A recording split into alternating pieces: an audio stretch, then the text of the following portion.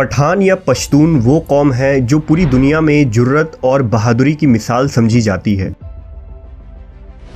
تاریخ شاہد ہے کہ یہ نہ تو کسی بادشاہ سے ڈرتے ہیں اور نہ ہی ان پر کسی ظالم حکمراں کا خوف طاری ہوتا ہے۔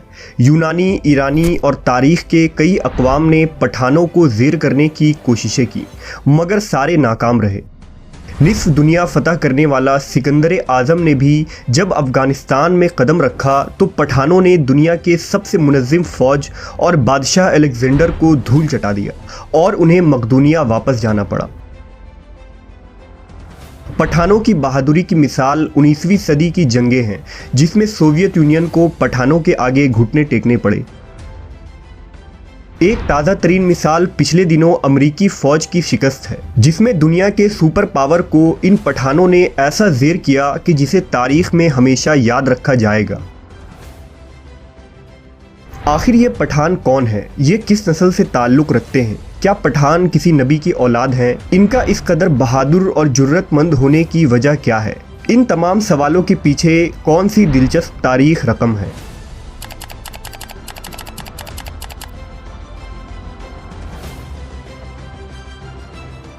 پٹھانوں کی تاریخ اور نسل کے متعلق 3 مختلف نظریے ملتے ہیں۔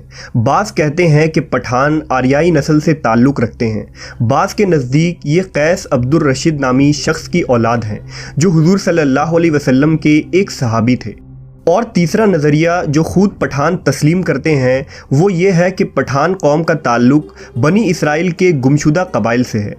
ہم اس ویڈیو میں ان تمام نظریات کا تحقیقی جائزہ لیں گے۔ پٹھانوں کے روایات کے مطابق قیس عبد الرشید عرف پٹھان قوم کا مورث اعلیٰ ہے۔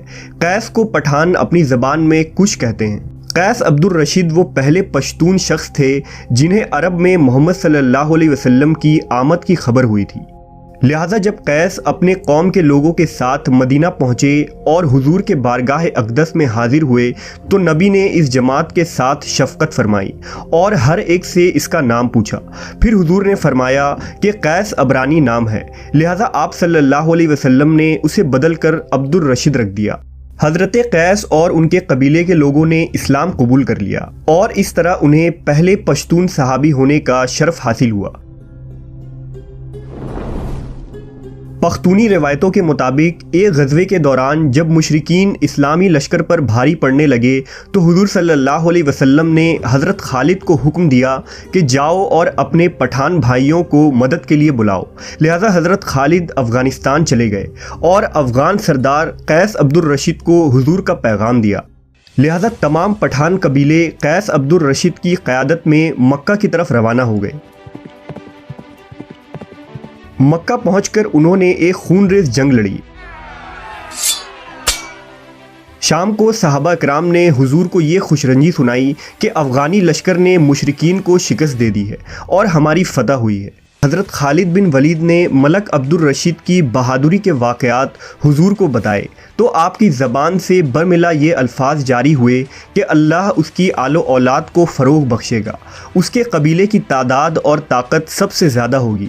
پھر نبی صلی اللہ علیہ وسلم نے فرمایا کہ مجھے وحی کے ذریعہ آگاہ کر دیا گیا ہے کہ اس کی خدمت کے لیے اس قبیلے کی کثرت و استحکام کو وہی حیثیت حاصل ہوگی جو کہ کشتی یا جہاز کے نیچے والی لکڑی کی ہوتی ہے جس پر جہاز کی عمارت استوار ہوتی ہے۔ حضور نے بارگاہ خداوندی میں دعا کی کہ اس مرد کی نسلوں سے ایک عظیم قبیلہ پیدا ہو جس کے افراد قیامت تک سلامتی اور ایمان کے ساتھ شریعت اسلام پر ثابت قدم رہیں۔ رخصت کے وقت حضرت خالد کی درخواست پر ایک انصاری صحابی کو قیس عبد الرشید کے ہمراہ کیا گیا تاکہ وہ کوہستان غور کے علاقوں میں لوگوں کو شریعت کی تعلیم دے۔ نعمت اللہ حروی کی کتاب مخزن افغانی جو قیس قبیلہ کی تاریخ پر لکھی گئی ایک مشہور کتاب ہے، اس میں درج ہے کہ قیس عبد الرشید حضرت خالد بن ولید کے ہاتھ پر مشرف با اسلام ہوئے تھے اور قیس نے حضرت خالد کی ایک بیٹی سے نکاح بھی کیا تھا جس سے بٹن اور غور پیدا ہوئے اور ان کی اولاد پٹھان کے نام سے مشہور ہوئی۔ نعمت اللہ حروی نے لکھا کہ کتب حدیث سے اس خبر کی تصدیق نہیں ہوتی ہے، لیکن دوسری تاریخی روایتوں سے سندھ اور افغانستان سے وفد کا مدینہ آنا اور اسلام قبول کرنا ثابت ہے۔ پٹھان قوم کے متعلق دوسرا نظریہ یہ ہے کہ پٹھان یہودی النسل ہے۔ افغانی تاریخ داں اور بہت سے یہودی مورخین پٹھان قوم کا تعلق قبل از مسیح کے یہودی قبیلے سے جوڑتے ہیں، یعنی بنی اسرائیل کے وہ 12 قبیلے جو ارض فلسطین میں آباد تھے۔ دراصل حضرت یعقوب علیہ السلام کا لقب اسرائیل تھا، اس لیے ان کے اولادوں کو بنی اسرائیل کہا جاتا ہے۔ حضرت یعقوب کے 12 بیٹوں سے بنی اسرائیل کے 12 قبیلوں کی بنیاد پڑی، جن میں آل یہود، آل لاوی اور آل روبن وغیرہ معزز قبیلے تھے۔ خدا نے آل یہود میں حضرت داؤد اور سلیمان علیہ السلام کو مبعوث فرمایا، جنہیں کتاب اور بادشاہت دونوں عطا کی گئی۔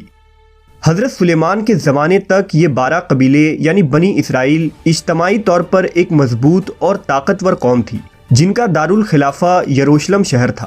لیکن حضرت سلیمان کی وفات کے بعد جب آپ کا بیٹا رہبام تخت نشین ہوا تو بنی اسرائیل کے 10 قبیلوں نے اسے بادشاہ تسلیم کرنے سے انکار کر دیا۔ اس طرح بنی اسرائیل 2 ریاستوں میں بٹ گئی۔ مشرقی فلسطین میں بنی اسرائیل کے 10 باغی قبیلے نے سلطنت اسرائیل کی بنیاد رکھی، اور مغربی فلسطین میں بنی اسرائیل کے 2 قبیلے یعنی بنی لاوی اور بنی یہودا ربہام کے ماتحت رہے، جنہیں سلطنت یہودا کہا جاتا ہے۔ 800 قبل مسیح میں بابل کی اشوری فوج اسرائیل پر حملہ آور ہوئی اور ان کی حکومت کو تباہ و برباد کر دیا۔ اب صرف مغربی فلسطین میں آباد سلطنت یہودا باقی رہ گئی، اور وہاں بسے بنی اسرائیل یہودی قوم کے نام سے مشہور ہوئے۔ بنی اسرائیل کے بقیہ 10 قبیلے کے اکثر لوگ قتل کر دیے گئے، جبکہ کچھ قبیلے وہاں سے ہجرت کر کے دنیا کے مختلف حصوں میں جا بسے، جنہیں بنی اسرائیل کا گمشدہ قبیلہ یعنی دا لاسٹ ٹرائب آف بنی اسرائیل کہا جاتا ہے۔ یہ وہ ریوڑ تھے جو اپنے گروہ سے جدا ہو کر بھٹک گئے، اور تاریخ میں ان قبیلوں کا کوئی نام و نشان نہیں ملا۔ دراصل طویل تاریخ کو مختصر بیان کرنا مشکل کام ہے، لیکن امید ہے کہ آپ واقعات کو بخوبی سمجھ رہے ہوں گے۔ یہودی محققین کے مطابق جب سلطنت اسرائیل تباہ ہوئی تو بنی اسرائیل کے وہ گمشدہ قبیلے بھاگ کر ایران کے قریب غور کے پہاڑوں میں جا بسے، اور پھر یہاں سے دیگر خطوں میں پھیل گئے۔ سینکڑوں سالوں تک یہ لوگ یہاں سکونت پذیر رہے، اور رفتہ رفتہ شریعت موسوی اور توریت کے تعلیمات کو بھول بیٹھے۔